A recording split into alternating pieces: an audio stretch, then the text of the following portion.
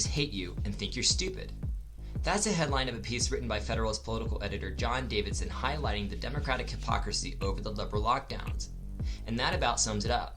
For months, left-wing liberals have fined, shamed, and arrested all who dared reject the tyrannical orders closing churches and schools in the name of public health over a virus with a 99.98% survival rate while defying their own edicts. Many, including Beltway reporters masquerading as journalists, even excused or participated in massive social justice protests after condemning Trump rallies as homicidal superspreader events poised to erase any and all progress on viral mitigation.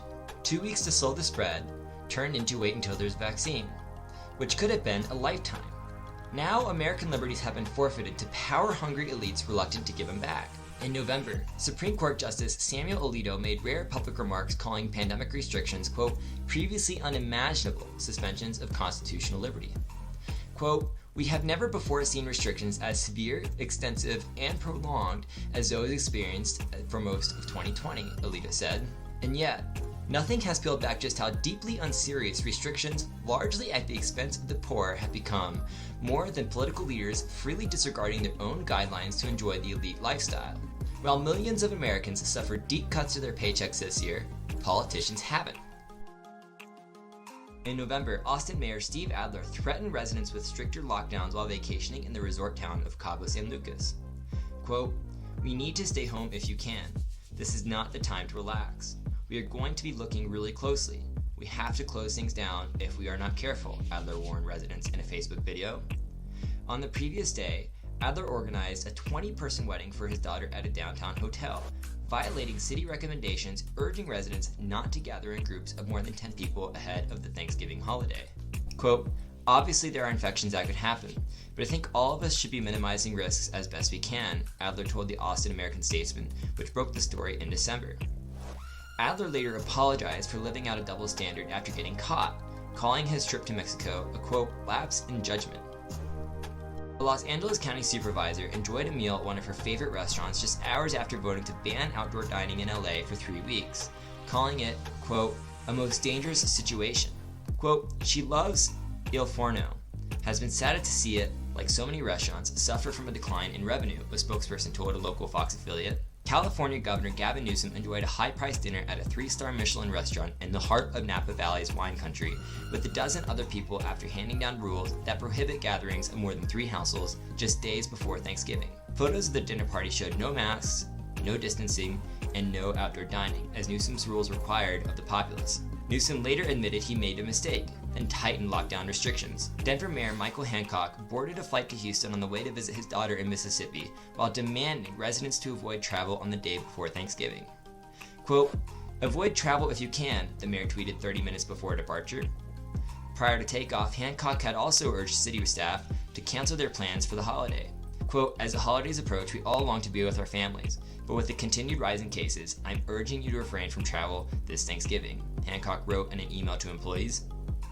DC Mayor Muriel Bowser ordered 14-day quarantines for residents after visiting hotspot areas, including Delaware. Days later, the DC mayor took a trip to Joe Biden's Wilmington victory rally to celebrate the Democrats' win. Bowser explained that her trip to the political rally was, quote, essential travel, and therefore not subject to her own rules. House Speaker Nancy Pelosi received a hair treatment at a shutdown salon in San Francisco. Security footage shows Pelosi trotting maskless through the salon while the city remained under a mask mandate. Pelosi later called the hair appointment she arranged a, quote, setup. Quote, I take responsibility for trusting the word of the neighborhood salon that I've been to many times.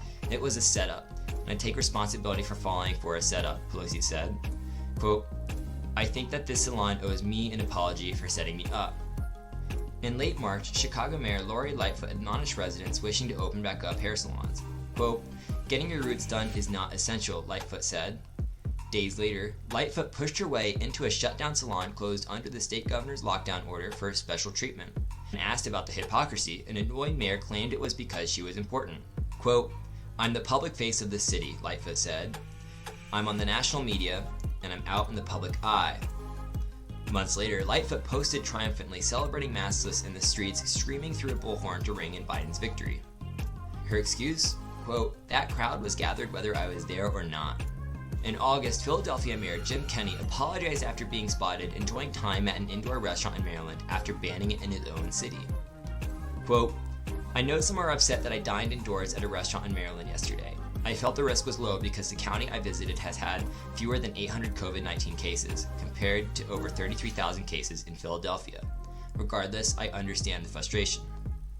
New York Governor Andrew Cuomo, made famous amid the pandemic for sticking COVID-stricken patients in nursing homes, killing more than 6,400, went to Georgia in July and was caught interacting with others in close quarters without a mask on.